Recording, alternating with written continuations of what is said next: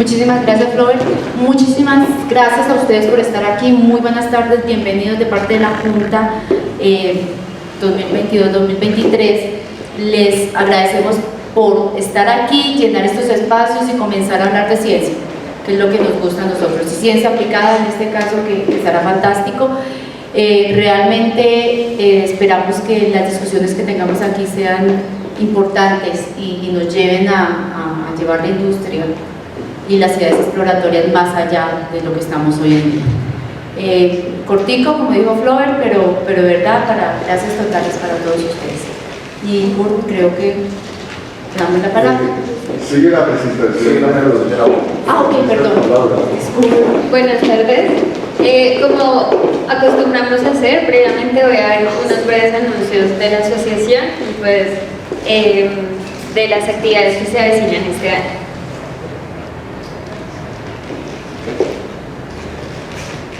Perfecto. Como saben, marzo es el mes en el que en todas nuestras publicaciones, nuestros artículos, estamos tratando el tema de ordenamiento territorial. Por eso verán que el contenido que estamos cargando está enmarcado en esta temática que es tan imprescindible pues, para el territorio colombiano y en general cualquier territorio. Los invito a suscribirse a nuestro canal de YouTube. Allí tenemos contenido técnico y cargaremos el que se genere todo el año. Por ejemplo, la grabación de esta conferencia la van a encontrar ahí en un par de días. Para los que ya nos seguían, les recomiendo volvernos a buscar porque hubo un inconveniente con el canal anterior. Entonces tuvimos que abrir uno nuevo para que se suscriban y bueno, puedan acceder a todo el contenido que allí estaremos publicando. Bueno, creo que aquí la mayoría ya renovaron su membresía, pero les recuerdo que está vigente anualmente, entonces que cada enero debemos renovar la membresía de la asociación y pues aprovechen todos los beneficios que vienen pues con ella, como la participación en eventos, el descuento de programas de formación y el acceso a gran cantidad de información que está en nuestra página web. Les presento la junta directiva que se eligió en la pasada asamblea ordinaria de la asociación, que estará vigente del 2023 al 2025 y cuya actividad pues iniciará en el mes de abril. Para que los conozcan: Elvira Gómez, que era la pasada vicepresidenta, la presidenta, y bueno, aquí tenemos a los demás candidatos, personas electas. Para todos ustedes que son miembros de la asociación, en la página web tenemos una serie de cursos que pueden tomar en cualquier momento de diversas temáticas. Tenemos temas como hidrogeología, introducción a la construcción de modelos estructurales, y en cualquier momento pueden solicitar acceso pues, al curso para aquellos que lo quieran tomar. Y hay diversas temáticas, hay todas las que ven ahí, y este año cargaremos nuevos cursos. También para aquellos que sus compañías o entidades en las que trabajen estén interesados en llevar a todo el personal temáticas relacionadas con geología, con energía, con petróleos, les recuerdo que la asociación ofrece cursos pues, dirigidos a públicos amplios para quienes nos contacten. El más reciente ejemplar de la revista Energía y Ciencias está disponible en la página web. Se centró en el futuro energético en manos de las geociencias, y también en nuestra página web podrán tener acceso a las anteriores ediciones de la revista para que las consulten porque hay información y estudios muy interesantes. Adicionalmente, en la página web tienen acceso a este libro de aguas subterráneas para niños, para sus hijos, para niños que conozcan, lo pueden descargar gratis. Y bueno, es un contenido técnico, pero obviamente adaptado a los niños para que se empiecen a familiarizar pues, con el recurso. También para aquellos que realizan procesos pedagógicos, hace poco salió el juego de aventuras geológicas La Energía, que fue desarrollado en un trabajo con la comunidad de un resguardo indígena de la comunidad Wayuu. Si ustedes realizan procesos pedagógicos o divulgación, pueden solicitar en la página web el juego para que lo tengan y lo den a conocer y lo apliquen en sus procesos pedagógicos, entonces para que ingresen y bueno, les saquen mucho provecho. También el libro de Jaime Checa de adquisición sísmica está disponible a través de nuestra página web en físico y en formato digital para aquellos que lo quieran adquirir. Aún hay ejemplares, pues hablando del formato físico y el digital a través de la página web, lo pueden consultar. La segunda semana de abril llevaremos a cabo la tercera semana de la geofísica en la Universidad Industrial de Santander. Para aquellos que quieran participar, es un evento gratuito, pero se desarrollará en la universidad. La parte de conferencias sí se transmitirá a través de nuestro canal para aquellos que estén interesados. Y bueno, qué chévere que nos acompañen en este evento que ha sido producto pues el convenio de la asociación con los proyectos de MinCiencias que se abrieron hace un par de años. Y también les recuerdo que del 16 al 18 de agosto se llevará a cabo el Congreso Colombiano de Geología. Aún están en etapa de recepción de resúmenes para aquellos que quieran presentar. Ya se abrieron las inscripciones para aquellos que quieran asistir, entonces para que aprovechen. Como asociados de la asociación, pues aplica la tarifa que tiene un descuento, que no es la plena por ser asociados.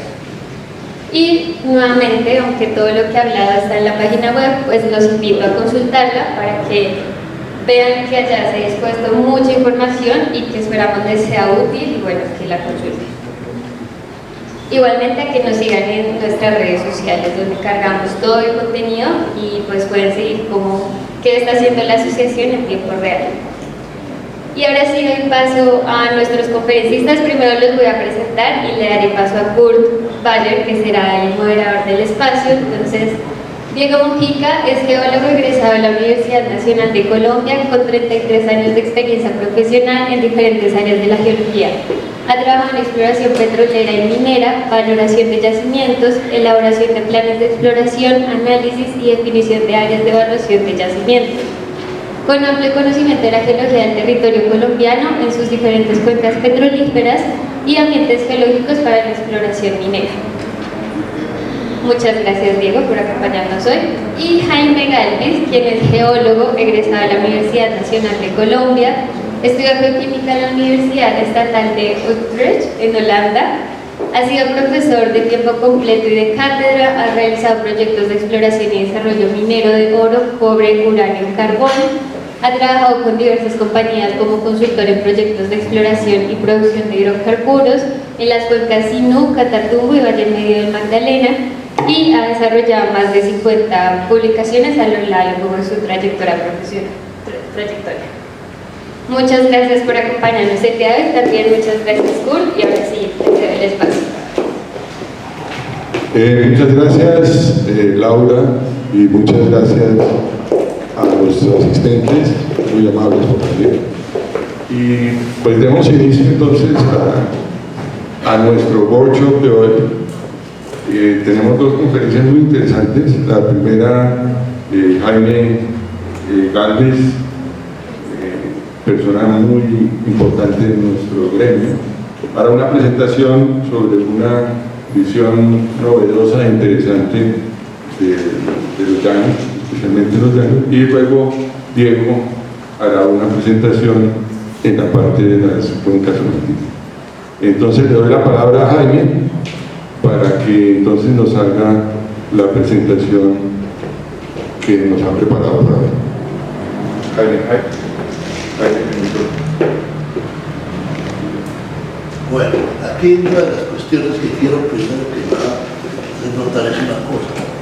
Hay una formación fantasma que casi no se considera en petróleo, que casi no le tienen nombre y es clave para entender toda la administración del petróleo.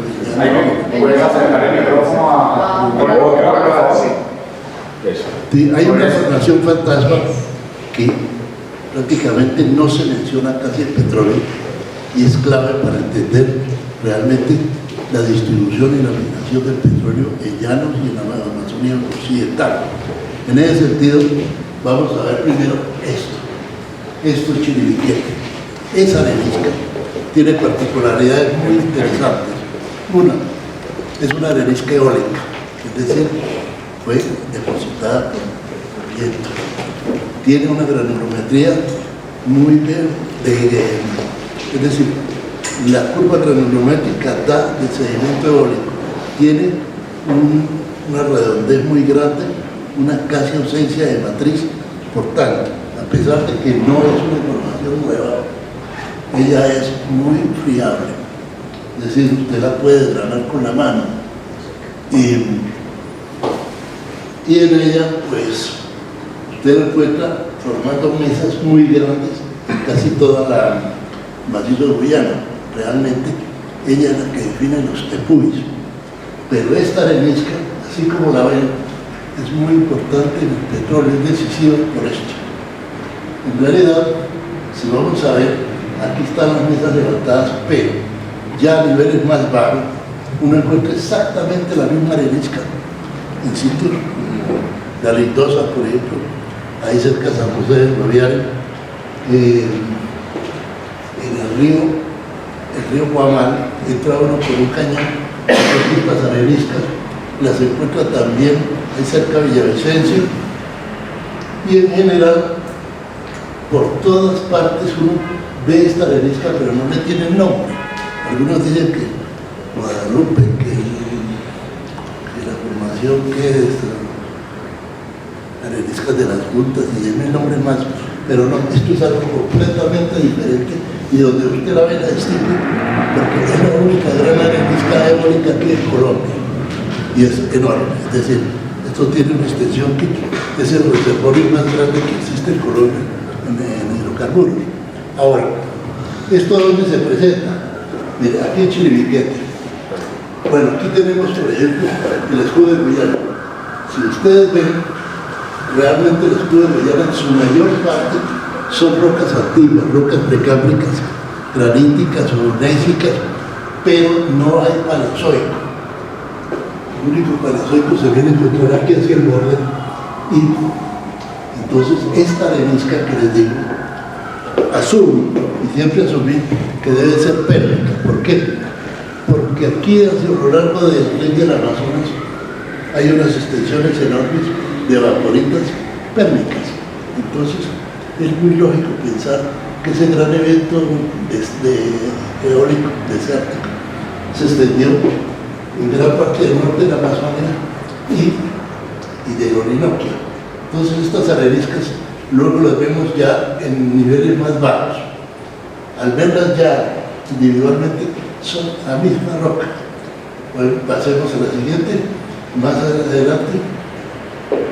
Miren, aquí por ejemplo, este es un sitio muy particular porque es de Mendoza, donde están los pictogramas estos, y esto que ven acá es la formación Cuejar.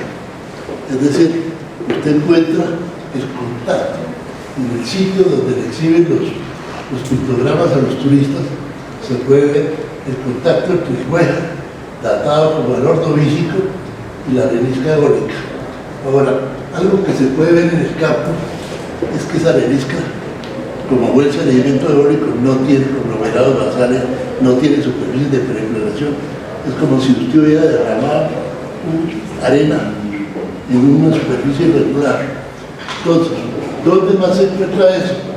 Por ejemplo, en el cañón del río Guamal, en varias partes del borde llanero, en la Macarena, y por ejemplo, aquí, en la piedra.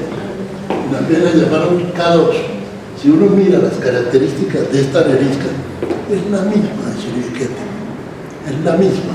Si usted mira acá, un cañón Limón, esto también es la misma arenisca. Entonces, ¿qué pasa? Hay un horizonte de arenisca muy permeable, muy extensa, que eso no solo se encuentra aquí en territorio nacional. Estas areniscas se encuentran hasta Surinam, Venezuela, Brasil, Guyana, y las conozco en algunos sitios, por ejemplo en Guyana.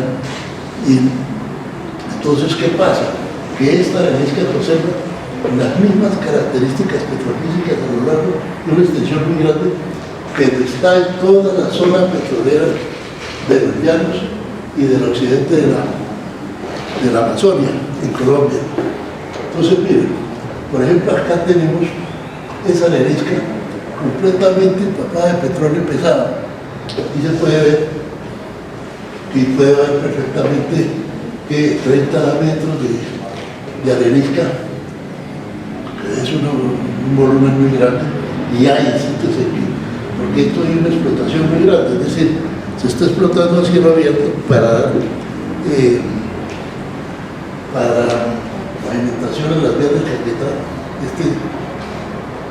pero en realidad, pues nunca la gente se ha puesto a pensar que este es el mismo subsuelo que hay en Apia y que hay en Castilla y en otras partes, y sí, es la misma, y mirando la sedimentológicamente es exactamente igual.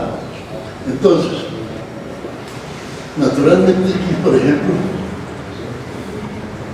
bueno, aquí vamos a un aspecto diferente y es esto.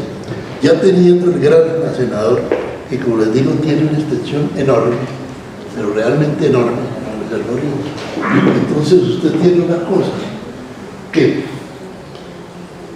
¿de dónde vino ese petróleo? Si usted tiene el occidente de la Amazonia y del Orinoquia, encuentra una cuestión, que hay una directriz tectónica al nordeste, que es la cordillera oriental, pero hay unas directrices norte-sur que se ve claramente que corresponden a un evento antropogénico, es decir, fenómenos de rift en dirección norte-sur, y eso se ve muy bien en todos estos cerros del Caquetá, donde está el petróleo pesado. La directriz es exactamente norte-sur, lo mismo en el Meta, desde fallas como la de Puerto Metal, por fallas norte-sur. Todo esto ¿a qué obedece? A que realmente hubo una separación continental, un borde pasivo entre este borde de la zona amazónica y un continente que ya se separó antes de que llegaran los Andes.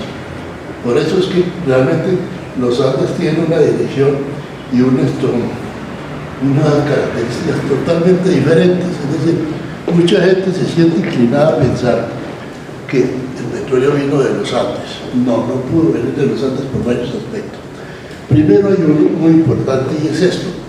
Si usted mira la estratigrafía de la Sierra de la Macarena, no tiene nada que ver con la estratigrafía de la cordillera oriental. Es decir, son dos cosas totalmente diferentes. Entonces, eso por un lado. Por otro lado, hay una cosa. La cordillera de los Andes tiene una particularidad muy importante, es que si el levantamiento de la cordillera hubiera tenido lugar al mismo tiempo en donde estaba adosada la parte plana, digamos, los llanos de la Amazonia, habría grandes molazas. No las hay. Es decir, un caso muy patente, por ejemplo, lo vi en el río Sucio, el sur de Putumayo. Uno llega por la planicie y en un momento, siguiendo la ruta del oleoducto, en un momento dado empieza a subir, de una vez lo que empieza a ver es rocas precámbricas, pigmatitas. Es decir, no hay molazas. Y no hay molazas tampoco en el borde llanero, casi en ninguna parte, excepto un sector muy pequeño en el Arauca. Entonces, ¿qué tenemos? Que son dos bloques que se desarrollaron aparte. Por tanto, esa migración del petróleo de los Andes no tiene ningún sentido. Es decir, el contraste litológico es tan grande que, por ejemplo, esta arena eólica, la misma que le encuentro en Chiribiquete, no tiene un equivalente en toda la cordillera oriental, en ninguna parte. Es algo que no tiene nada que ver con la geología de los Andes. Y así sucesivamente. Entonces, ¿qué pasa? Realmente esto, mira, aquí tiene un conglomerado cretáceo que está sobre las arenas eólicas. Este conglomerado se presenta irregularmente en muchas partes, pero es un cretáceo puramente fluvial. Y ese cretáceo se ve reportado en muchas partes, en Apia y en muchos sitios. No tiene ninguna afinidad con el cretáceo marino de la cordillera oriental. Siguiente, por favor. Mira, aquí pueden ver estratificación cruzada a mega escala de las arenas eólicas. Y esto en la zona donde hay implantación de petróleo. Ahora, en ciertas partes, por ejemplo, hay una especie de grave, casi yo diría un verdadero rift entre la Macarena y el macizo de Garzón, y ahí se presenta una zona que da la impresión de un rift de grandes dimensiones. ¿Por qué? Encuentra uno con los potreros, uno camina sobre el petróleo, es decir, aquí es el piso empapado de petróleo. Así llegamos, por ejemplo, a un sitio que se llama Puerto Rosada, porque era un escarpe de más de 30 metros desde la población hasta el río, y todo era impregnado de petróleo. Entonces ahí uno ve que realmente hubo ingreso de petróleo, pero local, es decir, a través de río. Aquí vemos, por ejemplo, entonces, ya en toda esa zona, por ejemplo, al oriente de San Vicente de Escarra, cómo se ven bloques basculados y fallas normales. Esto es una tectónica totalmente diferente a la de la zona andina. Aquí hay varios ejemplos que les vamos a mostrar, y aquí se puede ver lo mismo, y aquí en las áreas de Carval, y más adelante, en toda esta zona, pero veo una cosa, esto no tiene nada que ver, es una tectónica puramente tardogénica, local. A veces las interpretaciones quieren ponerle estructuras de flor que no existen, en realidad no, eso no es cierto. Y esto, pues así como se ve aquí en el territorio colombiano, en la Amazonia, también se ve en los llanos. Más adelante vamos a ver un par de secciones, la Gloria, por ejemplo, también se ve lo mismo, que es puro bloque desculado, fallas normales. Así se ve también, miren, en Campos Rubiales. Entonces, ¿qué pasa? Que esta tectónica está generando, después permite la salida de petróleo, pero ¿de dónde? Todo esto aquí está en basamento. Es decir, es un petróleo que viene del basamento. Todo esto son fallas normales profundas que han traído petróleo del basamento. Ahí no hay por ninguna parte una roca que usted pueda calificar de generadora, no hay. Es decir, no hay sedimentos marinos, no hay nada que pueda indicar, y en muchos casos usted tiene directamente casi, después lo vamos a ver, el basamento directamente debajo del reservorio. Este, por ejemplo, es el oriente del Ecuador. Aquí hay un límite muy interesante, que eso también se presenta en el Caquetá. Es decir, hay una gran falla norte-sur que orienta al río Orteguaza. De esa falla hacia el occidente, usted tiene algunos sedimentos marinos del Cretáceo, tiene una geología del Putumayo, Ecuador. Al oriente de esa falla tiene los clubes pesados y no hay toda esa estratigrafía que se presenta en el Putumayo. Es decir, esto viene desde el Ecuador hasta los llanos orientales, por todas partes. Las únicas expresiones de Cretáceo marino que hay son en el Putumayo, Ecuador, estrictamente, no más, que de eso se va a referir el colega después. Entonces, si vamos a ver fenómenos de tafrogenia similares, aquí estamos en la cuenca de Yorubá, en Brasil, al sur del Amazonas. Ustedes pueden ver lo mismo, que son fallas normales y bloques. Aquí vemos la misma cuestión en la zona de Yorubá.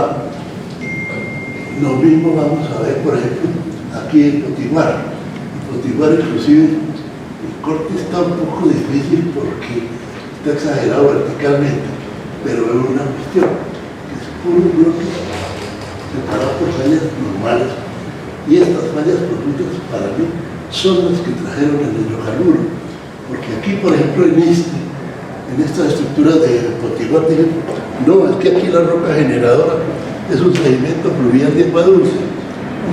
Podría ser cualquier laguna, entonces podría generar petróleo. Esas son explicaciones un poco traídas de los cabellos. Otro tanto se presenta, por ejemplo, en la cuenca del recóncavo Bahía. Ahí tampoco hay una roca generadora definida por ninguna parte. Y sí, las mismas fallas normales, que son fallas que llegan a profundidad y por ahí sale el petróleo. Es decir, aquí estamos viendo que en realidad muchas de estas cuencas cratónicas, en realidad el petróleo está saliendo del basamento. Ahí no hay roca generadora, así se las inventen, ni cocina, ni nada de esto que pintan por todas partes. Lo mismo vamos a ver, por ejemplo, en Venezuela. Miren aquí un corte de lo que es la baja del Orinoco. bloques basculados y fallas normales. Señor, estamos en el mismo, y esto también es de Lorena, estamos en el mismo sistema y inventamos una roca generadora. ¿De dónde? Si realmente todo esto no tiene asidero. Es decir, es un mecanismo en que todos estos son fallas normales y bloques igualitos en todas las zonas cratónicas. Lo mismo se ve lo vamos a ver más adelante en la Argentina. Miren ustedes, sistema de bloques de fallas normales. ¿Y de dónde viene el petróleo? Del basamento. Del basamento, ¿sí? Aquí vemos exactamente la misma cuestión. Esto no es un cretazo que tenga capacidad de generar, porque no es marino. Tiene aquí una secuencia de tobas, que en esas tobas alcanzan en los regiones petroleros, donde las tobas están lavadas, que queda como una arena, alcanza a presentar el petróleo. Y fíjense el sistema de fallas normales. Esto también en Argentina. También se puede ver la misma cuestión, que realmente tienen el basamento y las fallas normales y los pozos que producen. Pero ¿dónde está la roca generadora? Ahí no la hay. No la hay. Inclusive hay un sitio en la Argentina, que es Choyol, que puede verse realmente el basamento, y encima hay rocas volcánicas lixiviadas y almacenando petróleo, y directamente está reposando sobre el basamento. Bueno, entonces ya con esto pasamos del almacén, de dónde vino la migración primaria. Ahora viene lo siguiente, que es lo importante. ¿Por qué en Colombia, en los llanos, se presenta crudo pesado y crudo liviano? En eso, cuando yo trabajaba en Robert Research hace bastantes años, por allá en los años 80, un estudio que se hizo de los campos petroleros de los llanos, y mostraban una cosa, que el crudo pesado y el crudo liviano tenían el mismo origen. Geoquímicamente, fitanos y todo esto daban un origen común para todos los crudos livianos y pesados de los llanos. Ese estudio, que yo lo tengo, entre otras cosas, después con el tiempo, la Agencia Nacional de Hidrocarburos contrató un estudio similar con Halliburton, y las conclusiones fueron las mismas. Los crudos pesados y livianos de los llanos tienen el mismo origen. Y esto lo definió Halliburton ya en los años, 20 años después, como en los años 2005. Entonces, ¿qué pasa? Que ya realmente son dos opiniones que concuerdan, pero fuera de eso, Halliburton definió que en los llanos había una extensión de crudos pesados que podía ser de alrededor de 150.000 kilómetros cuadrados. Aún elevada a veces la posibilidad hasta 200.000. Ya de por sí, 150.000 kilómetros cuadrados, señor, hace 3 veces el cinturón de crudos pesados de Venezuela. Es decir, no hay una medición exacta, ni mucho menos, pero ya esto es muy indicativo, porque Venezuela lleva hace muchos años diciendo que son los yacimientos más grandes del mundo. Entonces, ¿aquí qué pasa? Es decir, ¿aquí de dónde tenemos esto? Sí, además sabemos que la inmensa mayor parte de los llanos y de la Amazonia Occidental, el subsuelo es esta misma arena eólica de una permeabilidad estupenda y todo esto. Entonces, ¿qué tenemos? ¿Qué hizo que hubiera crudo pesado y crudo liviano en los llanos? Pues hay todo un evento, pues hay magmatismo a lo largo de los llanos que no aparece en los mapas geológicos y es muy extenso. Es decir, esto está cerca de Yopal, por ejemplo. Aquí, estos son rocas volcánicas. Estos también se presentan en el río Acaripor, en el cerro de un gran cerro que hay al norte de Casanare, Samaricote. El cerro de Samaricote todo eso es un edificio volcánico. Y también se viene a encontrar en todos esos farallones que hay al norte de Cusiana, ahí por San Miguel, todo eso son rocas volcánicas y rocas subvolcánicas. ¿Qué pasa? Que a todo una gran franja desde donde tiene la falla principal de contacto de las dos placas hasta muy adentro, hasta mucho más al oriente de la serranera Paloma, usted tiene un efecto volcánico que se expresa muy bien y es vulcanismo fisural, es decir, vulcanismo que tuvo lugar a lo largo de fallas, que es muy común aquí en Colombia. ¿Por qué? Por la misma cuestión de que en Colombia hay mucha tectónica de transpresión.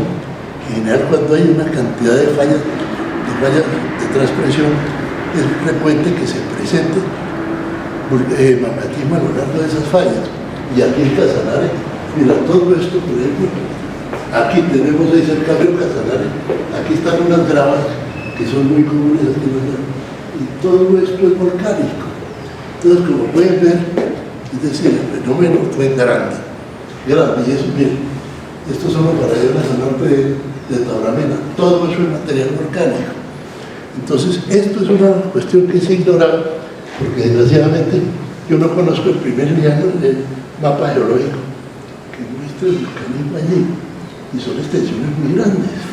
Es decir, es un hecho esto. Por ejemplo, un caso de eso, los campos de Arauca, ahí cerca de Saravena. Ahí las interpretaciones son, mira, todo esto está también puro material volcánico, ahí cerca de Luchía. Las interpretaciones siempre fueron que eso eran las formaciones de Tijoque y Noto Palmar. No, si uno examina realmente los primeros varios miles de pies de los pueblos Arauca, eran roca volcánica. Una roca volcánica muy similar a esto. Por eso, las descripciones hablan de que son rocas varicoloradas, muy rojas, muy violáceas, verdes, que en realidad uno está viendo es un material volcánico, no es una roca sedimentaria. Y todo esto se presenta en la zona de Paz de Arequipa, todos esos casos son volcánicos. Ya hasta la misma morfología lo dice, porque en las rocas volcánicas piroclásticas tiende a presentarse taludes verticales, son muy frecuentes. Entonces, ¿qué pasa? ¿Cuál fue el mecanismo, digamos, que causó el cracking del petróleo pesado en muchos de estos sectores?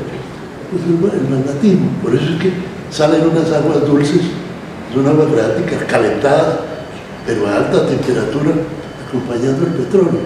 ¿De dónde viene? De ese magmatismo de Casanare y en Arauca, todas esas zonas de Punapuna, todo eso, ahí hay vulcanismo.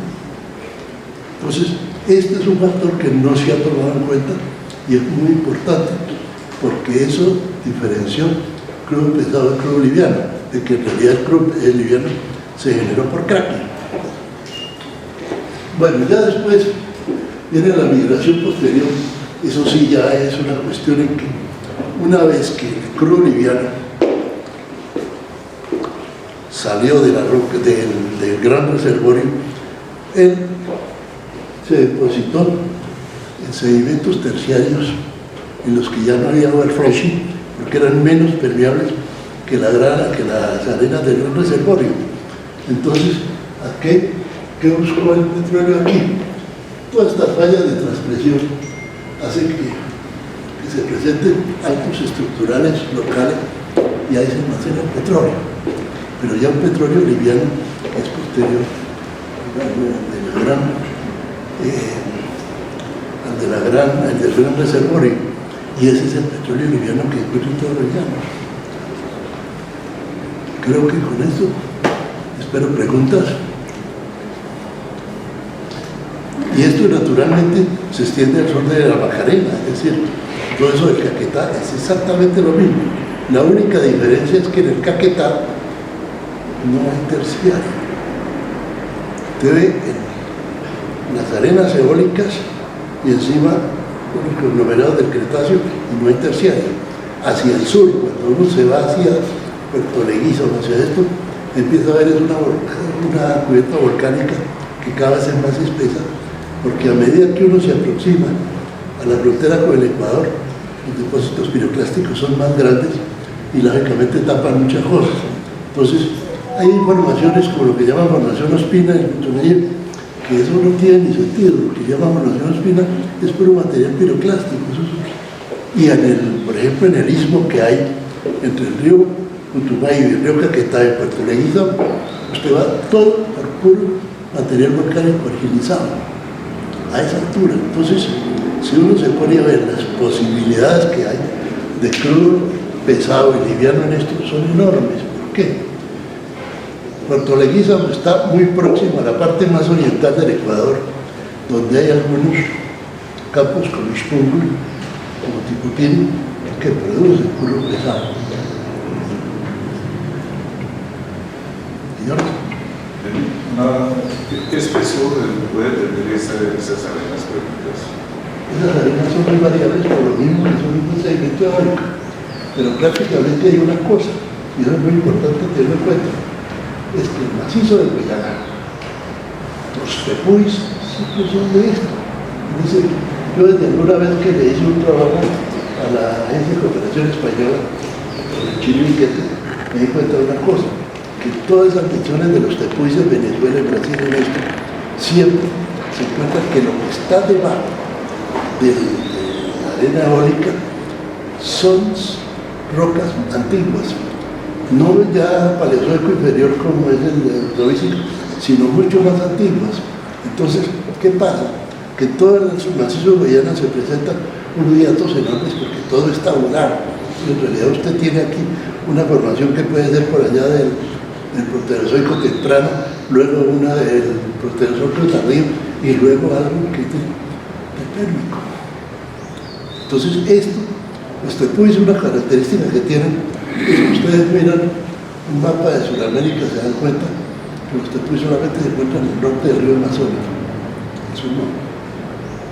No hay, en el macizo de agua brasilero no hay tepuis.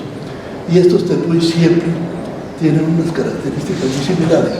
A la hora de la verdad, pues esta es una arena que se depositó en unas extensiones enormes y es un reservorio prácticamente gigantesco. Ahora, tener esto de las dimensiones, para eso se necesita hacer evaluaciones de campo, porque en borde llanero, en varios sitios uno ve esas areniscas aflorantes, inclusive cerca de Villavicencio. Pero ¿qué pasa? Que llegan y le ponen un nombre y quedó todo disperso y no. Esto se necesita que la misma persona vaya recorriendo y identificando, porque es muy característica, la arenisca eólica esta es muy característica, no tiene piel. Entonces, ¿sí? Pues me llama la atención que, por ejemplo, esas areniscas eólicas se correlaciones, o sea, lo mismo que se llama K2, por ejemplo, en Ampliario y en otros campos del área, porque tengo entendido que Ecopetrol ha hecho unos estudios sedimentostáticos detallados que muestran que el ambiente de depósito a nivel del K2 son diferentes, al igual que los estudios de bioestratigrafía y calinología de esas arenas. Sí, pero es que pasa una cosa, todas esas dataciones como las de pie fueron hechas de lo que llaman el Cretáceo superior. La parte inferior, yo he visto inclusive las secciones delgadas de eso, es la misma arenisca que uno encuentra en la Lindosa o en Chiriquete o en esto, exactamente la misma.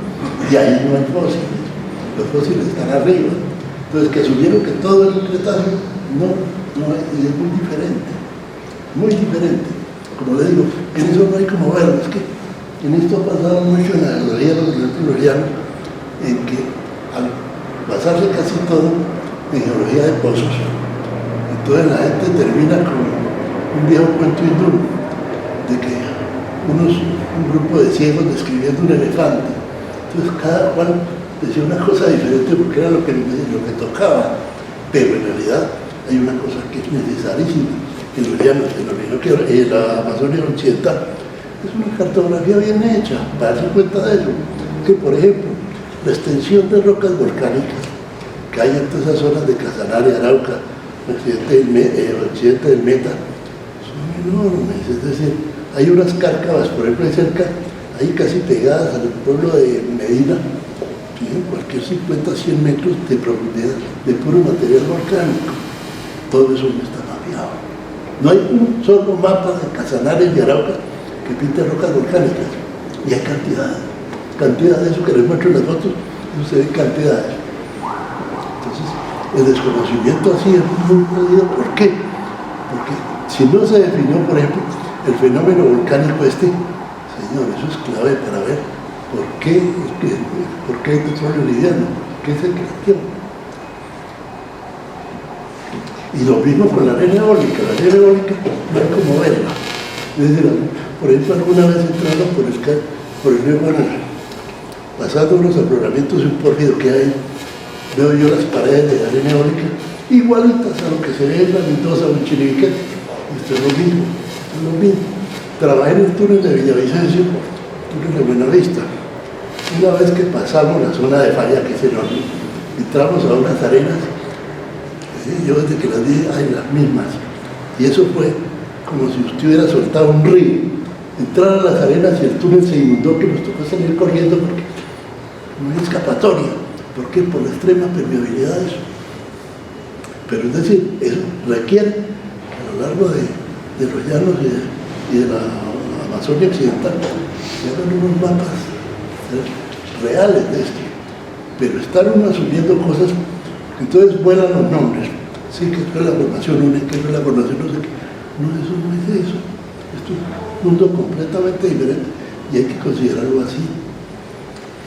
Yo tengo una pregunta, interesante, doctor Jaime, que pues ver otras opciones exploratorias en hidrocarburos, como en este caso que ustedes ponen, ¿no? Pero yo tengo una pregunta, y es que el concepto, mejor, el origen del hidrocarburo que tenemos en Rubiales o en Perla, por ejemplo, el gas que se denomina termogénico, son yacimientos que tenemos a partir de magmatismo. No, que son yacimientos que vienen del basamento. No, de la generación del hidrocarburo en Rubiales. Viene de basamento, Sí. pero no de que haya habido ahí algo magmático, no. Esto viene del basamento profundo y esto se presenta, es decir, hay una cosa que cada día es más convincente en el mundo, es esa, que el petróleo proviene de fallas profundas en varias formas, ya sea fallas profundas normales, donde quiera que hay eventos tafrogénicos, o de fallas de transpresión o de transtensión, donde hay movimientos direccionales. Entonces, ¿qué pasa? En ambos casos, y eso lo explicará después Diego, uno ve que el petróleo vino de más abajo de donde están los niveles productores, porque el petróleo lo único que buscó fue el reservorio, pero el petróleo venía de más abajo. Y eso se ve. Jaime, una inquietud. Tú eres de formación geoquímico. Sí, exactamente. ¿Cuál es el proceso geoquímico que hace que un basamento pueda producir hidrocarburos? O sea, ¿cuál es la reacción geoquímica que ocurre en el basamento para generar petróleo? Parece que eso está relacionado con el contacto de la corteza oceánica con el manto. Es decir, entre otras cosas, el petróleo, la generación de petróleo está Si quieres, párate aquí para que... La generación de petróleo está bastante relacionada con la corteza oceánica. La corteza oceánica, muy poco nada. La corteza oceánica, pero es que si todo el Pacífico está pobre en petróleo. Pero esto, parece que el hidrocarburo se presenta especialmente en el contacto entre corteza oceánica y el manto. Parece que realmente pues...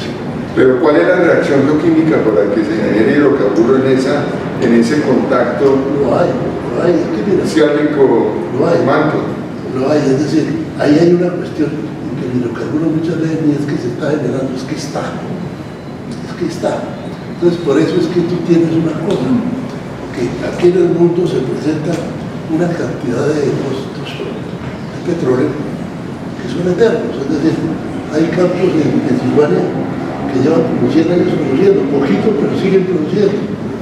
Hay otros como de Venezuela, pero en Venezuela produce de basamento hace ya más de 50 años. ahí en Mar, en La Paz, en la Concepción. Entonces, ¿qué pasa? Que realmente es como si hay un reservorio, digamos, entre el manto y la corteza asiática, pero solo en la asiática. Por eso es que, digamos, la apertura del África ha hecho que haya muchos playas normales, borde pasivo, y con eso se está multiplicando la producción por todos lados. Es decir, en estos días vi que, por ejemplo, Namibia va a ser un gran productor de petróleo, ahí en la misma zona de costa, frente a Brasil.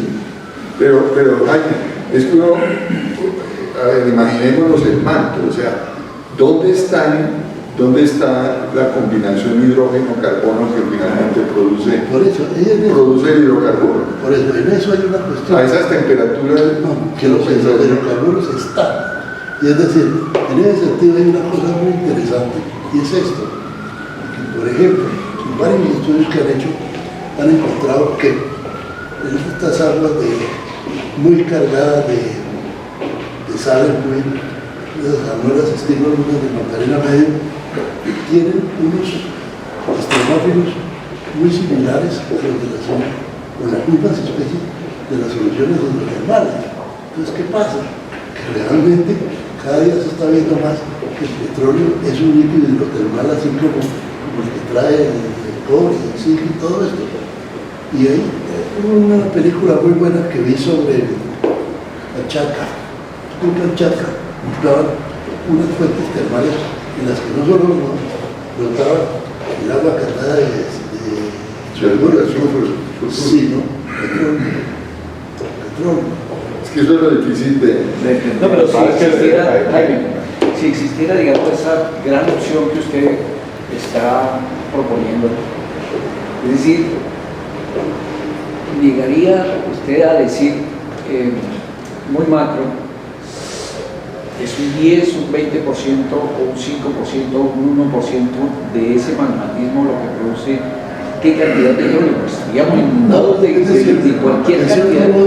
El petróleo está a profundidad y sale como salió un agua congénita también, en la que lleva una solución hidrotermal. No, de acuerdo. No, quiero coger la idea, porque pues obviamente... Porque lo otro es muy cada día más aventurado es esto. ¿Dónde están las grandes acumulaciones marinas en que dieran que todos esos fósiles, todas estas algas, todo esto, proveen el petróleo? Si eso fuera así, por favor, toda la cuenca surcompacífica sería la gran zona productora de petróleo, porque ahí hay una variedad de ambientes tremenda, es decir, en fin de cuentas, cuánta es la extensión del Pacífico, y no es así. Sí, no, yo sigo insistiendo un poquito en el tema, por ejemplo, viendo la geografía colombiana y viendo dónde se han hecho pozos en Colombia, pero vemos realmente que los oil seeps en general están en la zona de aquí a la cordillera oriental y los llanos, y en las zonas mágicas o ultramágicas que tenemos en la cordillera central y occidental, prácticamente ahí no tenemos. Porque lo que te digo, que la corteza oceánica, la corteza oceánica no es ambiente de petróleo, por eso es que todo el cinturón circunpacífico no tiene petróleo.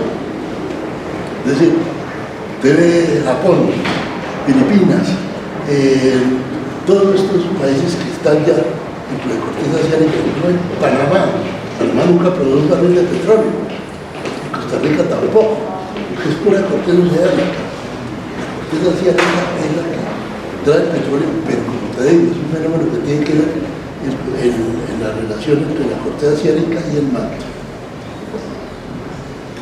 Hay otra cuestión, nosotros tenemos la formación de pensar en el origen orgánico del hidrocarburo. Hay un prejuicio ahí. Pero es realidad, es que incluso en las lunas de Júpiter hay una bicicleta repleta de metano. Creo que ya no hay vida, ¿no? Eso es una nueva posibilidad, no, ni siquiera nueva. Esto se ha ido trabajando desde hace muchos años. Pero yo quería hacer como un paréntesis. Cerremos aquí el tema de la presentación de Jaime. Y yo sí le pediría a Jaime y a Diego, que han trabajado este tema, que nos quedan debiendo una presentación especialmente Jaime, porque es que yo creo que el conocimiento geoquímico que tiene Jaime es muy importante para entender ese proceso de generación de hidrocarburos en almacenamiento. Porque generalmente, pues todos nosotros quizás entendemos bastante bien la generación de hidrocarburos asociado a materia orgánica. Y eso es lo que, digamos, tradicionalmente hemos entendido y hemos aceptado como la formación de los hidrocarburos, porque pues en la materia orgánica está el hidrógeno, está el carbono, hay unas ecuaciones geoquímicas que permiten que se formen los hidrocarburos, hay unos procesos de laboratorio que permiten ver cómo los hidrocarburos se generan a partir de la materia orgánica. Pero esa formación de los hidrocarburos a partir de la interacción que tú nos acabas de explicar entre la corteza ciálica y el manto, sería muy interesante entenderlo desde el punto de vista geoquímico, o sea, cómo son las reacciones en esa interfase ciálica-manto que finalmente combinan el hidrógeno con el carbono y finalmente producen el hidrocarburo que conocemos ya como petróleo. Parece que existe ya. Por eso, entonces, petróleo ahí. Exactamente, entonces Jaime, yo creo que tú nos debes una presentación que se concentre en ese tema, o sea, que nos haga empezar a vislumbrar cómo pueden haber unas reacciones geoquímicas que producen ese hidrocarburo y que lo mantienen ahí, que a través de esas fallas se comunica con superficie y tiene una generación que, en palabras tuyas, prácticamente es una generación que se vuelve una generación cíclica y no hay la posibilidad de agotar, digamos, esa generación de esos hidrocarburos en el pasado. Tú tienes un campo aquí como verás que debe tener por lo menos 70 años produciendo. Poquito produce, pero produce. Verás que tú tienes un basamento, un terciario fluvial, y eso es un campo que ha producido muchos años. ¿De dónde viene ese petróleo? Y lo mismo pasa para el agua, lo mismo pasa en el mar. Es decir, es un petróleo que si uno le va a buscar la roca de la ¿dónde está? Ahí no hay mar. Ahora, las salmueras que tiene Velázquez, por ejemplo, son muy concentradas, son muy similares a las que encuentran las infantas en otras partes. Pero allá no está el mar, esas salmueras vienen de más abajo. O sea que Jaime nos debes esa le doy la palabra a Diego para que pasemos al tema de la parte de las cuencas colombianas. Y al final podemos entonces hacer como un cierre con preguntas y con inquietudes de cada uno de los asistentes. Gracias, buenas tardes. Bueno, voy a hablar respecto a continuar básicamente lo que Jaime mencionó recientemente, y es el entrampamiento del hidrocarburo en relación con los estudios tectónicos del país y de los Andes. Lo llamo fallas de rumbo, el control tectónico de los campos petroleros en los Andes. Si hacemos una observación de la distribución de los pozos, esto es en el Magdalena Medio, fácilmente nos damos cuenta que están todos alineados, no todos, pero la gran mayoría de estos campos tienen siempre un componente muy lineal, caso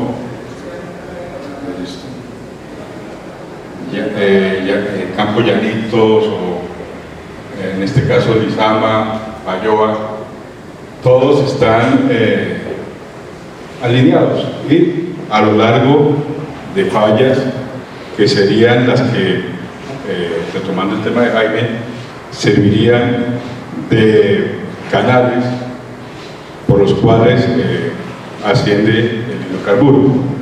Esto es aquí en el Magdalena Medio y lo podemos ver en otros sitios también de la isla.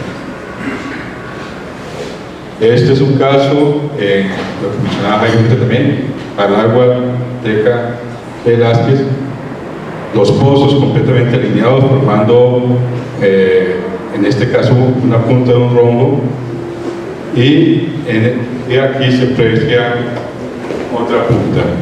Todos son lineamientos a lo largo de fallas. Básicamente lo que hacen las fallas, lo que entendemos comúnmente en el medio petrolero, es que actúan como cierres. Pero en este concepto, que es bastante, digamos, atrevido, para lo que estamos acostumbrados a escuchar, las fallas actuarían como canales por donde proviene el hidrocarburo. Y esto nuevamente se puede observar en otras geografías, como en el Valle Superior, Campos Ceibas, se aprecia perfectamente la distribución de los pozos a lo largo de estas fallas. Y esto normalmente está asociado a fallas de rumbo que generan estructuras en flor, que se pueden apreciar en algunas secciones sísmicas. Este caso es el de Río Ceibas. Intentar aquí a poner el puntero. Bueno, aquí a la derecha se observa la sección sísmica y la interpretación de estructuras en flor a lo largo de la falla de rumbo. Este mismo geometría de las secciones sísmicas en diferentes campos se pueden observar acá. Esto es el caso, esto es en el Magdalena Medio, Pozo Cagüí 1, se observan estructuras en flor, aquí también en el campo provincia, todas relacionadas con fallas de rumbo. Este mismo esquema también se puede apreciar en otros sitios. Aquí está el caso de la terminal de Petrolia, estructuras en flor. Otro acá, esto es en el Putumayo. Sí. Aquí ya podemos apreciarlos en Venezuela, una sección sísmica también a lo largo del campo La Paz. El campo Mara y La Paz, que decía Jaime recientemente que seguían en producción y que habían llegado a basamento y que continuaba la producción desde hace bastantes años. Aquí tenemos otro ejemplo en Maracaibo, estructuras en flor, todas relacionadas con fallamientos de rumbo, con un componente también compresivo, pero dominantemente de rumbo. Varios ejemplos de esquemas. Esto es también en Venezuela, y es una visión diferente a lo que convencionalmente se trae. Básicamente lo que estamos apreciando aquí es cómo estas estructuras en flor asociadas a las fallas de rumbo servirían como canales de conducción de los hidrocarburos. Para un geólogo de petróleo es bien atrevido a decir esto, especialmente en una cultura de origen orgánico en el hidrocarburo. Pero lo cierto es que todos los campos están relacionados con fallas, y estas fallas, independientemente del tipo litológico, del yacimiento, incluso de la edad del yacimiento, lo que hacen es cargarlas, y se encuentran por eso en diferentes partes. Aquí tenemos un ejemplo en Ecuador, fallas siempre actuando como cierres, en teoría, probablemente como lo interpretamos ahora, de canales de alimentación roja. Seguramente dicen, bueno, tenemos una generación eterna del hidrocarburo, pero lo que también se ve es que la producción y el consumo seguramente es superior al ritmo de generación de estos hidrocarburos. Por eso también se puede pensar en que se están agotando los yacimientos, si no es una recarga que está mucho más lenta el consumo. Otros ejemplos, en este caso en Ecuador también, vemos acá que las fallas en flor, las estructuras en flor llegan hasta ciertos niveles donde está la producción y de ahí para arriba no hay sedimentos que son que se piense sean roca generadora. Este es otro ejemplo en Suchufindi. De la misma forma, la interpretación de la imagen sísmica muestra una estructura en flor que llega hasta cierto nivel, que es donde está la producción, y para arriba no, donde no continúa la falla, la estructura en flor no se encuentra producción. Otra estructura de este tipo, en este caso es en Perú. Aquí también otro ejemplo de Perú, estructuras en flor y fallamiento en bloques. Otro ejemplo aquí en Talara, en Perú, de la misma geometría de las estructuras en flor. Estos se ve a lo largo de toda la cordillera andina. Este es un ejemplo ya en Brasil, es el mismo ejemplo que mostraba Jaime. Y básicamente aquí el esquema tectónico es diferente, ya no es de transpresión, sino es de transtensión. Ya hay una tectónica de bloques y en estos bloques también se encuentran producción de hidrocarburos y con la interpretación de unas fallas profundas a basamento. Lo mismo que mostraba Jaime ahorita. Entonces, estos ejemplos que se están presentando acá pretenden mostrar que la generación del hidrocarburo en estos casos proviene de basamento, ¿sí? Y que en algunas cuencas, o en las cuencas, no hay suficiente secuencia sedimentaria de roca generadora que permita justificar la producción de hidrocarburos que se encuentran en la actualidad. Otro ejemplo, Yoruba, Urubú, todos asociados a fallas. Igual acá. La extensión en Argentina, siempre estructuras de fallas implicadas y de campos asociados siempre a estos fallamientos. Igual acá.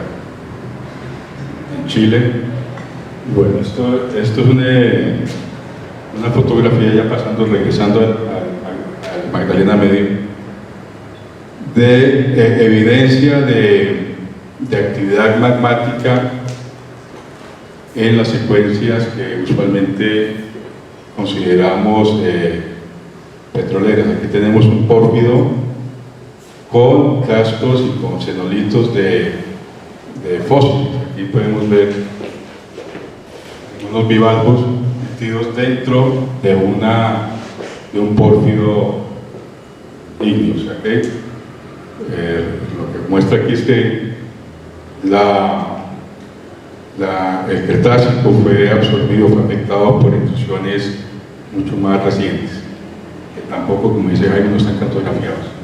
Esto es unas estructuras columnares encontradas en la zona de la Gloria, también rocas posteriores, recientes, pensamos en los terciarios. Roca intrusiva porfirítica en Besote, piroclásticas en vecindades de Puerto Araujo, depósitos piroclásticos en Magdalena Medio y Río Metaño, depósitos piroclásticos en vecindades de Puerto Piso. El objetivo de mostrar estas fotografías es evidenciar la actividad magmática en esta región que realmente no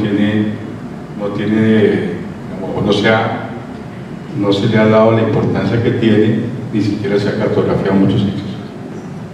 Y estos son probablemente depósitos asociados a los canales que se plantean como conductores de los hidrocarburos de superficie. Pues, otro ejemplo más de litologías de rocas volcánicas. Es esta la presentación. ¿Preguntas? Mire, de nuevo, pues yo estoy inquieto porque obviamente que uno siempre ha trabajado con petróleo que ha considerado de origen orgánico. Entonces hay una pregunta para mí, porque hay muchas, pero una que es necesario hacer. ¿Se ha podido cartografiar en el mundo oil seeps donde solamente roca magmática hay y existen esos oil seeps y ha sido posible tener manifestaciones de hidrocarburos? En el Mar Muerto tengo entendido que hay oil seeps en el Mar Muerto, sí, una secuencia sedimentaria de roca generadora. ¿Qué otras partes? En otras partes hay El una... norte de África Oriental, el norte de África Oriental encontró petróleo. Sí, hay varios ejemplos. De hecho, hay lo que comentaba ahorita recientemente, hay una luna de Saturno que está repleta de metano y allá no hay nada de vida, ni materia orgánica, y allá está el metano. Eso no demuestra mucho. Bueno, demuestra que el origen del hidrocarburo probablemente... En ese caso, metano 64. Bueno, esa discusión va 60 años atrás. Correcto. No, y esto que estamos diciendo no es novedoso. Esto lo vienen trabajando los rusos desde hace... Sí, los pobres rusos ya... Pero digamos... creo que... La evidencia es que la geoquímica orgánica progresó de tal modo que pudo relacionar roca fuente con biomarcadores, isótopos y todo, o sea, incluso demuestran cuándo aparecen las plantas superiores, porque los petróleos originados, los crudos originados, a lo largo del tiempo, los paleozoicos tienen una característica específica, y en los llanos demuestran, vea, no viene estrictamente del Cretácico, sino que hay un poquito de terciario, porque aparecen las plantas superiores. Pero eso puede justificar también los volúmenes de hidrocarburos producidos. Casos como donde en secuencias sedimentarias que no tienen roca generadora. No la tienen inmediatamente debajo. Ni debajo ni al lado. Pero digamos, migraciones en la cordillera oriental hay debajo en ambos lados, y de ahí el modelamiento propone. Yo no digo que haya algunas buenas relaciones, y la relación entre las fallas y las acumulaciones es la estructura.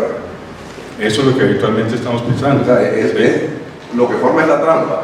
Pero un ejercicio interesante sería seguir fallas y hacerle mediciones de gas o incluso ir más abajo de lo que habitualmente se llega, y ahí hay varios ejemplos en que se ha producido de roca cristalina, roca fracturada. Hay cada vez más ejemplos de eso. Sí. ¿Cómo lo justifica en ese caso? Yo puedo voltear la pregunta, ¿sí? ¿Cómo justifica la generación de...? Para una acumulación necesita un sello y un reservorio. Y una roca fuente. Una roca fuente, pero la roca fuente no la tienes que tener ahí al lado. Como es el caso, digamos, y yo respeto mucho eso también está abierto completamente.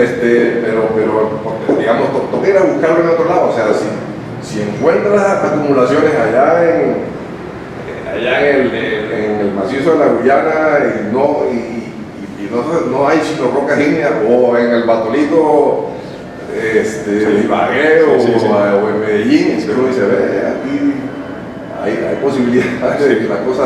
Pero hay preguntas que no se responden sencillamente como habitualmente se ha pensado.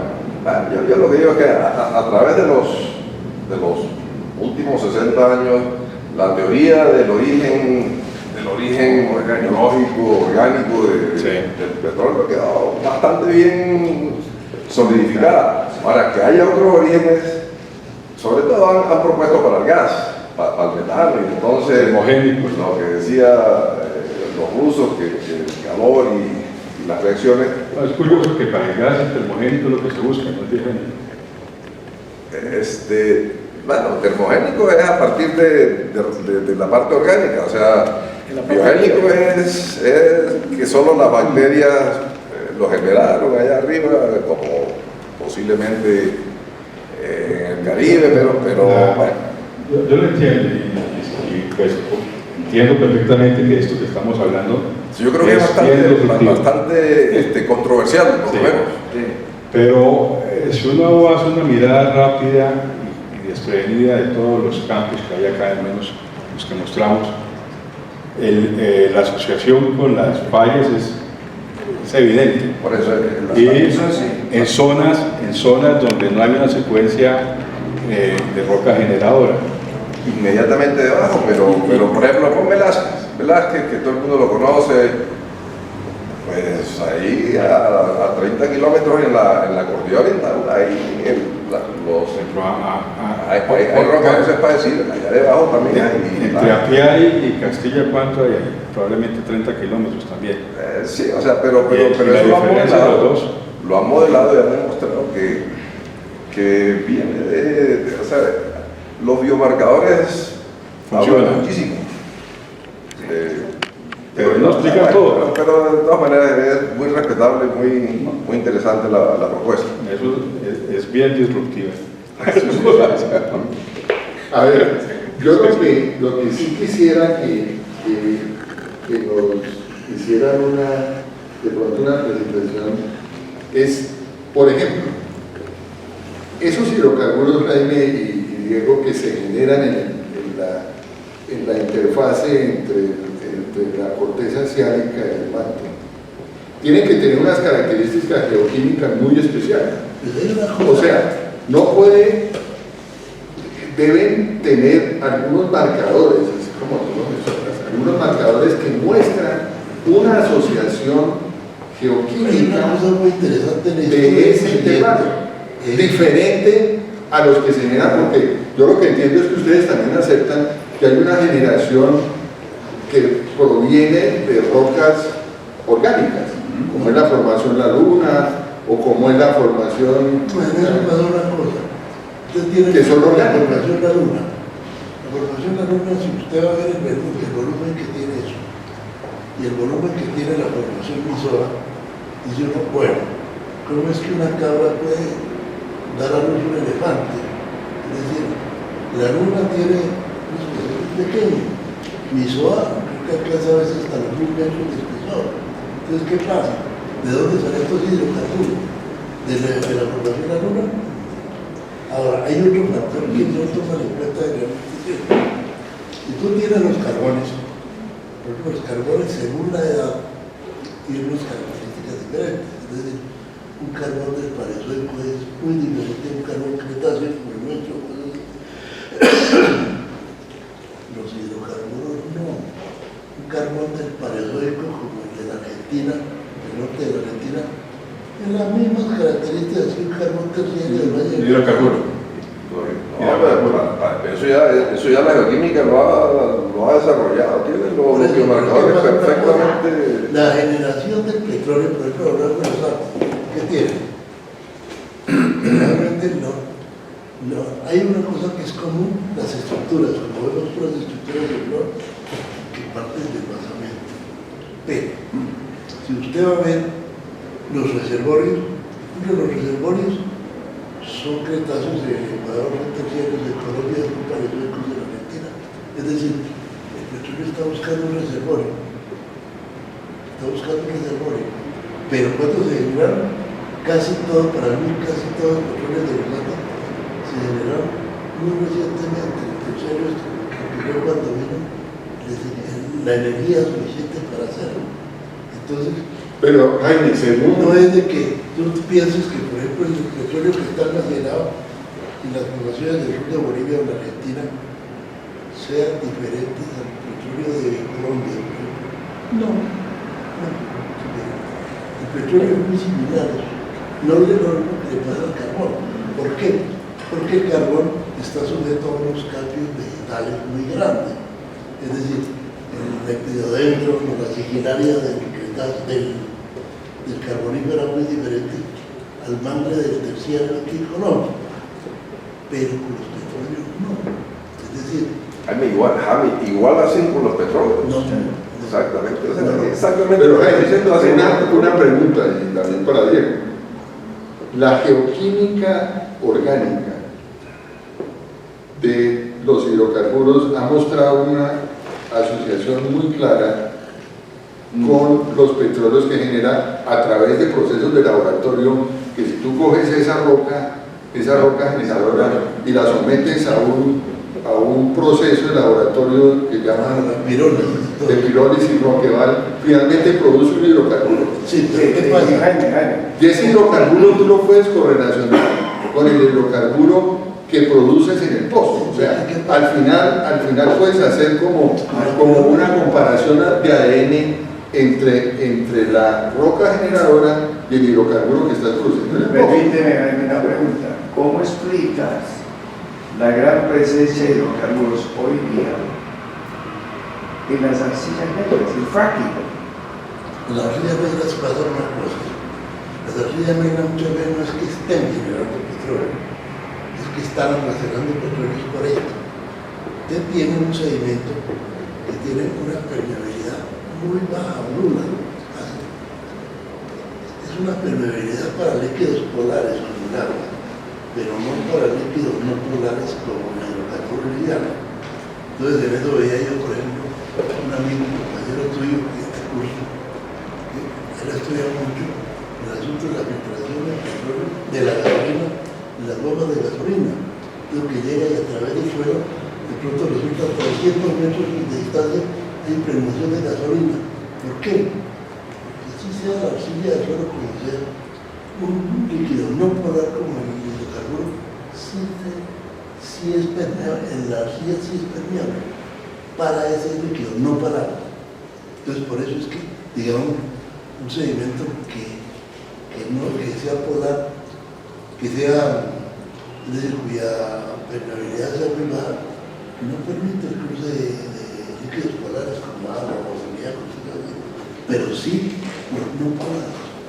Pero eso querría decir que, por ejemplo, esos intervalos de roca generadora que ahora producen a través del fracturamiento hidráulico, esos hidrocarburos que están ahí no se generaron ahí dentro de esas rocas, sino migraron de pasado. No, es que, por ejemplo, el caso de los llanos, ahí lo que simplemente estaba el crudo pesado y el calentamiento craqueó el crudo. Por eso, pero ese crudo pesado vino del pasamiento sin ningún punto de vista. El crudo pesado fue un crudo liviano que surgió del fenómeno taprogénico inicial. Es decir, él se volvió crudo pesado por degradación, pero lógicamente salió más liviano. ¿Por qué? Pero salió más liviano del pasamiento. ¿De dónde salió? Una pregunta, o sea, en realidad, pues las discusiones de lo que ya se ha visto en la literatura, creo que pues son ideas antiguas, entonces, y estamos aquí para definir, o sea, ver las nuevas. A mí sí me gustaría ver, digamos, lo que tú dices. Uno es este hidrocarburo que están hablando para nuevos play, ¿cómo se ve? ¿Qué características químicas tiene? ¿Cierto? Dos, espérate. Y lo otro es dentro de las nuevas ideas exploratorias que tú muestras, cómo es diferente de lo que nosotros estamos viendo hoy en día, porque estamos asociando las fallas que efectivamente pueden pasar hidrocarburo por ahí, claro, porque eso pasa en los modelos actuales, asumiendo que la Tierra pues no está así como la vemos hoy en día hace 100, 200 años, 50 años.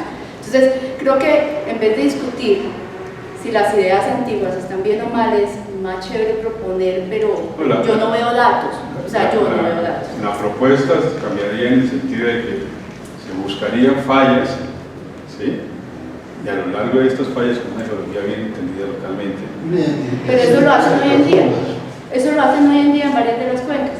Sí, pero están siempre buscando roca generadora asociada a esto. Aquí, no necesariamente. Aquí ya no estaríamos amarrados a la roca generadora. No necesariamente. Y hay una cosa... sino al almacenamiento. Sí, ok, pero entonces, ¿cuál es la propuesta? Porque para mí no queda muy clara la propuesta de cómo traemos, cómo llegamos a producir hidrocarburo, donde lo dijiste muy claro, cuál es la geoquímica, ¿cierto? Porque una vez entendiendo la geoquímica, no el porque está ahí, sino los datos, o sea, para mí es un poco difícil o como retador entender el concepto que se está proponiendo. Y lo otro es, ¿dónde se ha visto? ¿O es algo que nunca se ha visto en la faz de la Tierra? Porque pues hay muchísimo hidrocarburo que hemos producido, ¿no? No Colombia, hablemos de gente que sí produce hidrocarburo. Entonces, ¿en dónde se ha producido hidrocarburo de este tipo? ¿Cierto? O realmente no lo tenemos, porque la mayoría de los campos han sido con DNA, ya lo tenemos, ya se tiene marcado, y pues en ninguno apareció una característica diferente a las que estarían proponiendo. Es eso, como cuáles son las características, dónde lo hemos visto, y que para poder entender como el concepto. El enfoque cambiaría en ubicar reservorios. Pero ¿con qué hidrocarburo? Ubicar reservorios asociados a tectónica. Mira, sí, una cosa que tiene que ver. Pues eso lo hemos hecho. Sí, pero Otra pregunta, Uno en esas secciones sísmicas, sí, ya te doy la palabra, uno en esas secciones sísmicas ve claramente las estructuras del flor, pero uno no ve en esas secciones cuál puede ser la conexión de esas estructuras en flor hasta el nivel de la interfase de la corteza asiática con el manto. No, porque eso está mucho más abajo. por eso. Pero sí tenemos una cosa. Y tú tienes, por ejemplo, el caso de los 3 campos que producen desgastamiento en Venezuela. En todos, ¿qué encontraron? En la falla. En la falla. Es decir, está en la falla. Es decir, ¿de dónde vino ese crudo? Dicen, no, es que bajó del cretazo a esto. No, más bien que subió por la falla. Es la idea diferente. Es que estamos desconociendo la migración lateral de los hidrocarburos. Yo conocí un campo que a lo mejor ustedes lo conocen, se llama Tigre Blanco. Eso es Vietnam. En Vietnam. Produce del basamento, pero no es porque el petróleo se haya originado en el basamento. Hay una anomalía térmica asociada a eso. Y las arcillas que están alrededor, porque eso está en la desembocadura del río Yukon o alguna, no me acuerdo. Entonces, hay hidrocarburos en el basamento porque la misma química del mar es la que ha disuelto los minerales dentro del basamento y ha creado permeabilidad y porosidad, y por eso es un campo gigante. Tiene o tenía hace unos 15 años, que lo conocí yo, como 400 millones o 500 millones de barriles. Sí, pero es que todos estos casos pasan. Generalmente dicen, es que yo siempre hubo una migración lateral, hubo esto, hubo lo otro. Cada vez más se presentan en todos estos campos taurogénicos de tráfico. Sabía una cosa, cantidad de zonas en que las fallas profundas están trayendo petróleo que no vienen de rocas que no tengan materia orgánica, no las hay. Es decir, en eso, por ejemplo, hace poco descubrieron un nuevo campo en Namibia, pero en muchos de los campos brasileños, lo que he podido ver, los que están ya offshore, vienen de roca ígnea, de roca ígnea fracturada, roca ígnea que puede ser a veces de abajo, a veces de granito, pero viene de roca ígnea. De eso ya hay muchos ejemplos así, pero si uno va a ver en toda la zona que hay del Atlántico, eso es muy extenso. Y cada día hay más países. ¿Tú tienes una pregunta? Sí, bueno, la explicación se basaron en 3 componentes: primero el origen, orgánico, luego los conductos de fallas, pero entonces ese más o menos entiendo lo que quieren decir, pero en el tema del volcanismo no entendí qué nos afecta en el sistema petrolero. si esto nos va a afectar en serio los reservorios. ¿Por qué lo trataron? ¿Por qué mencionaron? Pues, No, sencillamente es como una evidencia de que hay actividad magmática intensa en diferentes cuencas, ¿sí? Y que se ha desconocido puede afectar incluso prospectos, ¿sí? Que ya detengan porque por la mera identificación mitológica. Cuando una roca, un basalto se altera, se convierte en una masa de arcilla rápidamente. Y la gente sencillamente dice es una secuencia sedimentaria de arcillas, y resulta que no. La roca original es una roca volcánica y cambia el concepto del modelo, ¿no? Del sitio, del prospecto. ¿Sí? Entonces hay que tener cuidado con la presencia de todas estas rocas. Sí. Pues me llama la atención que se saquen conclusiones que la mayoría de los campos están asociados a fallas en flor. Cuando yo veo algunos de los campos que conozco ahí y sé que pues en una visión 2D se ve como una estructura como si fuera flor, una estructura 3D. Cuando uno vea la imagen 3D y hace el modelo estructural y el desarrollo de la estructura, pues ya uno tiene un concepto estructural no tanto de flor como lo puede estar visualizando en un corte 2D, por un lado. Por el otro lado, los efectos de migración harían que el llenado de las estructuras llegaría solo hasta el punto donde tenga solo la falla. Pero muchas de estas estructuras que mostraron, el llenado de las estructuras es downhill, y eso prueba simplemente que hay una migración downhill hacia arriba y que la falla, sí están asociados por la falla, ¿cierto? Porque la falla corresponde al sello de la estructura, a la trama. Entonces, decir que todas las fallas en rumbo, la mayoría de las fallas en rumbo están asociadas a efectos volcánicos, no necesariamente. Tocaría hacer un modelo estructural.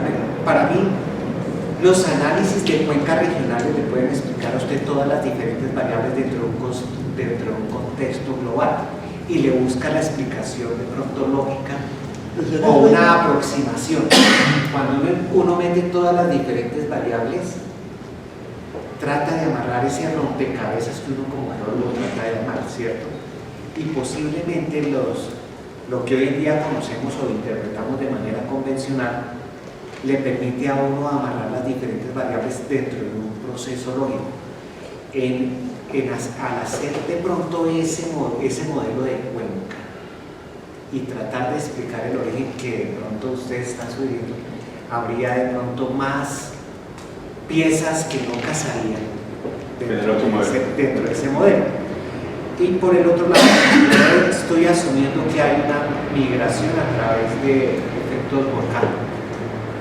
Debería encontrar dentro de rocas volcánicas en aquellas zonas que tengan algunos espacios porosos, ¿cierto? No hablemos de fracturas, no lo asociemos a fractura, debería quedar aceite atrapado dentro de esos cuerpos volcánicos, ¿cierto? O dentro de esas rocas volcánicas, si son parte del mismo sistema que generó el hidrocarburo. No es la roca volcánica, sino la falla actúa como un canal que conecta la fuente. Pero si la fuente es la misma generadora de la roca volcánica. No necesariamente. ¿Qué les voy a decir muy grave? Es esto, que la cartografía se chaponeado mucho. Entonces, ¿qué pasa? Por ejemplo, el país está lleno de fallas de cabalgamiento por todas partes, y de fallas inversas y todo eso. Va a haber y eso no es cierto, que otras cosas hasta la misma geología se lo dice. ¿Por qué? Porque la inmensa mayor parte de las fallas de Colombia son rectas. Y cuando una falla es un cabalgamiento, una falla inversa y alto ángulo, lógicamente su trazo, según la topografía, es una culebra completa. Eso por una parte.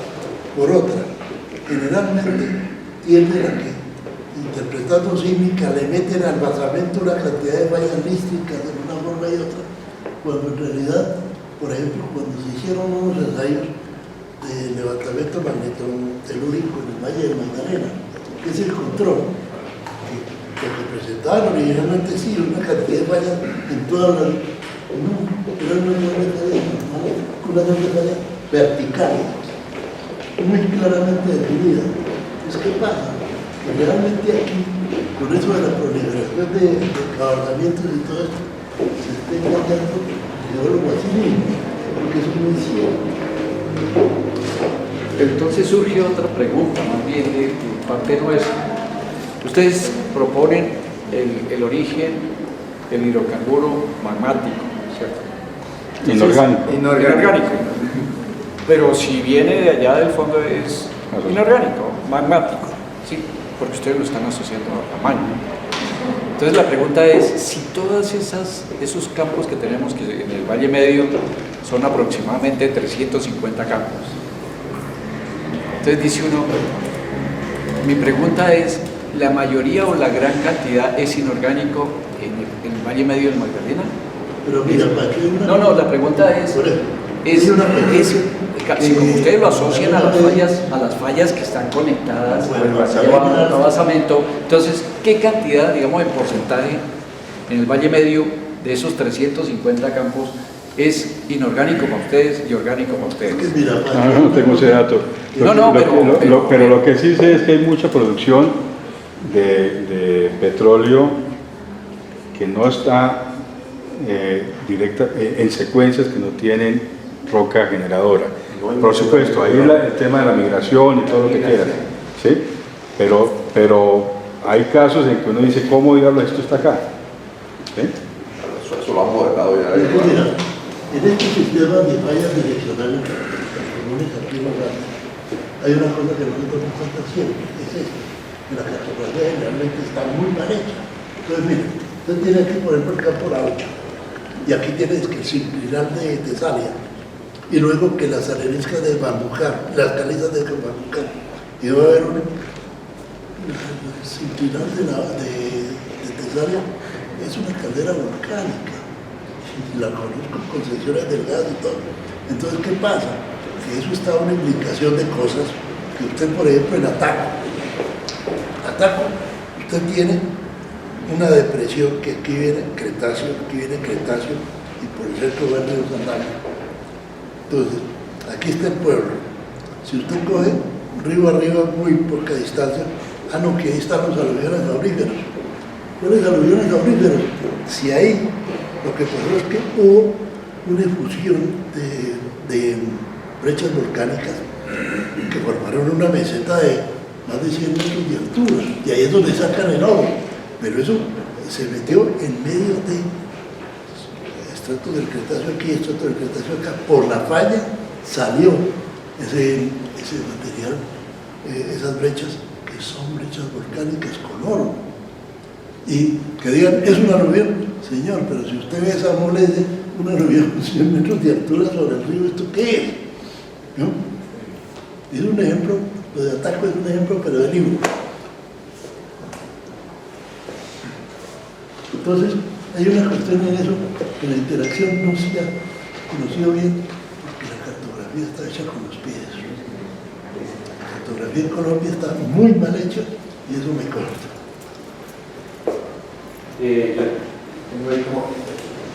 Estoy de acuerdo, digamos, en la cartografía, no acá, pero los mapas uno dice, acá no es lo que está pintado, pero bueno. Pero la teoría que ustedes proponen estaría desconociendo todo el concepto del sistema petrolífero. Casi todo. Cuando me enseñaban hidrocarburos, dijeron, hay como una teoría inorgánica que la desechamos hace 60 años. Sí, es una cosa. Bajo las explicaciones detrás de las mechas. Entonces, ¿qué pasa? Por ejemplo, tú tienes una medio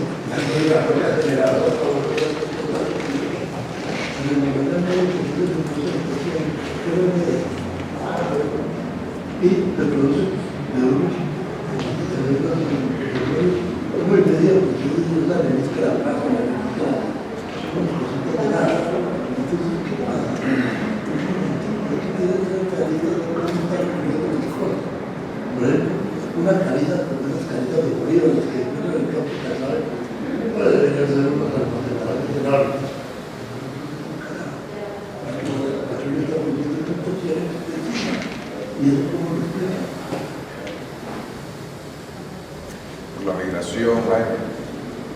Digamos, nosotros, digamos, bueno, a nivel mundial hemos encontrado varios reservorios. Es necesario tener en cuenta es esto. Yo hace muchos años, yo trabajé en el Ministerio de Minería y había una cosa. A uno le daban un mapa a uno de 25.150 kilómetros cuadrados y dentro de un mes usted, por ejemplo, está en una carretera y usted presenta un montaje de la zona. Eso no se puede hacer nunca. Entonces, ¿qué pasa? La cartografía está hecha con los pies. Entonces aparece, por ejemplo, que la formación Saldaña, por allá en el Caquetá, en el Putumayo, por desierto. ¿Por qué? Porque, por ejemplo, usted está en el Huila, la formación Saldaña está por Pitalito, por ejemplo. No, la formación Saldaña, que llaman, son unas rocas volcánicas muy antiguas, son por ahí de más que Jurásico. Esas están identificadas con tanto daño sobre el régimen. Si usted ve una vegetación muy linda en medio de rocas volcánicas, las rocas volcánicas son recientes. ¿Por qué? Porque esas rocas tienen brillo y ese brillo al meteorizarse genera unas residuos bentoníticas de alta capacidad de intercambio y ahí está la fertilidad. Todas estas cosas hay que tener en cuenta. Realmente yo llevo muchos años haciendo geología de campo y le digo, hay una cantidad de factores que uno tiene que tener en cuenta eso. Por ejemplo, yo estuve estudiando los carbones en Venezuela, allá en la serranía de Perijá, por el lado venezolano. Me decía, aquí no es posible que haya carbón pulverizable. Aquí estoy viendo rocas volcánicas meteorizadas. ¿Qué quiere decir eso? Que aquí no hay magnetismo. Por tanto, ese carbón debe tener un grado de carbonización, digamos, muy alto. El índice de hinchamiento puede estar por 8 o 9, si la persona no tiene que usar para la y esto no se hace sino a base de experiencia, conocimiento y enseñanza. Pero bueno, la calidad de los carbones depende del enterramiento y No, es que hay una cosa. Aquí si no fuera por el si usted le pone calor local, pues localmente ¿qué pasa? Una cosa, aquí en Colombia usted tiene carbón pulverizable cuando hay actividad ígnea cerca. ¿Por qué? Porque los carbones colombianos no tienen una edad suficiente para esperar una carbonización como la que ocurre en el carbonífero. Ustedes son como el Cucurubao, como el Iguazaque, que es carbón pulverizable. Pero si ustedes se van a poner en cuenta, una roca como aquella se ve mucho allá porque es una roca ígnea y está subiendo el grado de los carbones en toda esa zona. Pero esos mismos carbones, yo los tuve ahí en otra parte y no son pulverizables porque ahí no estaba la roca que la calentó. Todo eso, es decir, esto no se puede hacer en base de datos esquemáticos que tiene allá. Más una manera global en una zona. Lo importante es dejarles sembradas la vida. Sí, exactamente. Muchas gracias. Muchas gracias. Bonito.